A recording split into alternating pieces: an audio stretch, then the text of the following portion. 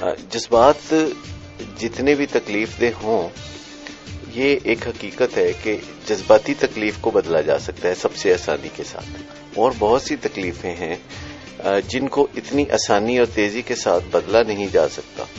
بہت سی حقیقتیں ہیں ہماری زندگی میں جن کو بدلنے کے لیے لمبی جدوجہد کرنی پڑتی ہے.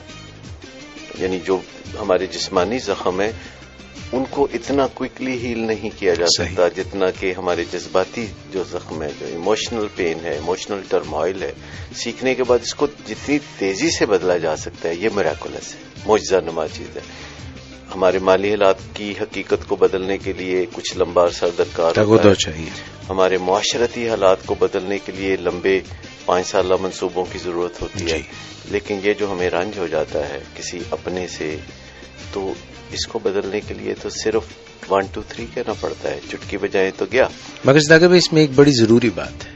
وہ پہلا قدم یہ ہے کہ آپ یہ فیصلہ کریں کہ یہ جو بھی شخص ہے یا یہ جو بھی ہے یہ اس قابل ہے، یہ اتنی اہمیت رکھتا ہے کہ اس کے ساتھ حالات بالکل ٹھیک ہونے چاہیے. لسٹ بنانی شروع کر دینا اگر ہم کہ اچھا یہ ماں باپ ہیں تو ان کے ساتھ جو ہے رنج نہیں پالنی، ان کے ساتھ تعلقات خراب نہیں کرنے. ماں باپ ہیں، ان سے مزیدار شخصیت اور کوئی نہیں ہوتی جن سے ہمیں اتنا کچھ ملتا ہے، جو نیتاً ہم بھی جانتے ہیں کہ ہمیں نقصان نہیں پہنچا سکتے، اپنی معصومیت میں یا لا علمی میں کبھی تکلیف دے دیتے ہیں.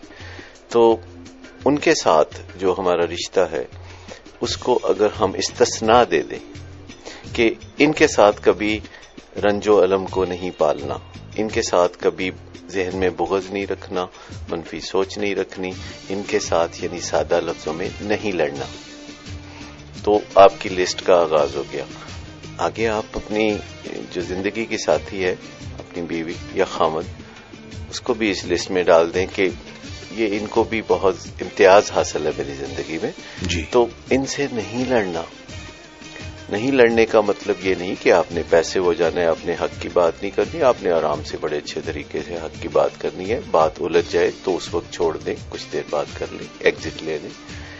پھر آپ اپنے بچوں کا نام اس لسٹ میں لکھ دیتے ہیں. اب جب بچوں کا نام لکھتے ہیں تو ان کے ساتھ ہی جو جڑے ہوئے جیون ساتھی ہیں، یعنی اپنے داماد کے بارے میں، اپنی بہو کے بارے میں، اس سے نہیں لڑنا، یہ میرے بچے کے جیون سے جڑی ہوئی ہستی ہے.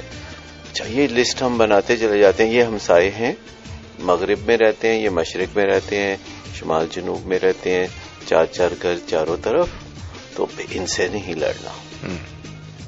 اس کے بعد آپ کلائنٹس کے بارے میں سوچتے ہیں کہ آپ کے رزق کا وسیلہ ہے، ان سے نہیں لڑنا. کوئی ٹیچر ہے، کچھ سکھاتا ہے جو آپ زندگی بھر استعمال کرتے ہیں، تو پھر اس سے نہیں لڑنا.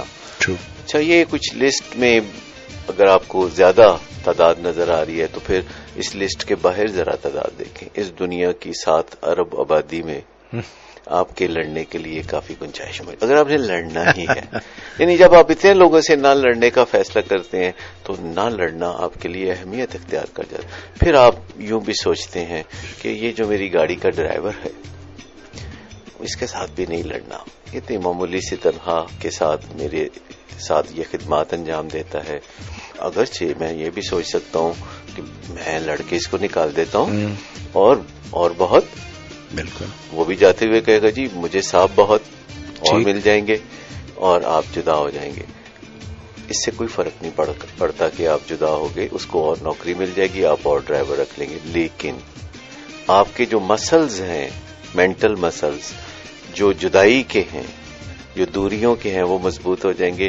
اگلا نشانہ آپ کا سیکورٹی گارڈ، اس سے اگلا نشانہ آپ کا باورچی، اس سے اگلا نشانہ جو گھر میں کپڑے کوئی دھوتا ہے، اس سے اگلا نشانہ، اس سے اگلا نشانہ، کرتے کرتے پھر بات آ جائے گی بہت اپنوں تک.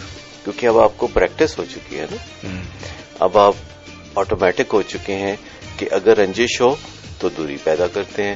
یہ جو ریفلیکس ہے کہ جو ہی رنجش ہو you get rid of the person, پھر بات بیوی یا خامد تک آ جاتی ہے. دنیا کے اتنے ماڈرن معاشروں میں بھی 50% سے زیادہ طلاق کی شرح ہے، اور ہمارے ہاں اگرچہ طلاق کی شرح بہت کم ہے لیکن مزیدار ازدواجی زندگی کی شرح بھی بہت کم ہے. آپ نے یہ کہا کہ ہمارے یہاں پاکستان میں اگر طلاق کی شرح کم ہے تو اس کو ہم یہ نہ سمجھیں کہ یہ بائی ڈیفالٹ ہے. یہ بائی ڈیفالٹ ہے. یہ اس چیز کی عکاسی نہیں کر رہی کہ یہاں پر بڑے اچھے میاں بیوی کے اچھے تعلقات پیتھولوجیکل ریلیشن شپس جو ہوتے ہیں ان میں لوگ رہتے ہیں. اور جو پیتھولوجیکل ایک منٹ مجھے بتائیے گا کہ سپوز اگر امریکہ میں جو بھی کیا ہے طلاق کی شرح آپ کو 50% سے زیادہ ہے, 60% سے کم ہے, لیکن پہلے 62% تھی, اب 60% سے نیچے آ رہی ہے, نیچے کی طرف آ رہی ہے. یعنی طلاق کی شرح وہاں نیچے کی طرف آ رہی ہے, اوپر گئی تھی پھر نیچے کی طرف آ رہی ہے, کیونکہ جب کوئی مسئلہ پیدا ہوتا ہے تو وہاں کے مفکرین اس مسئلے کے بارے میں پھر سوچتے ہیں.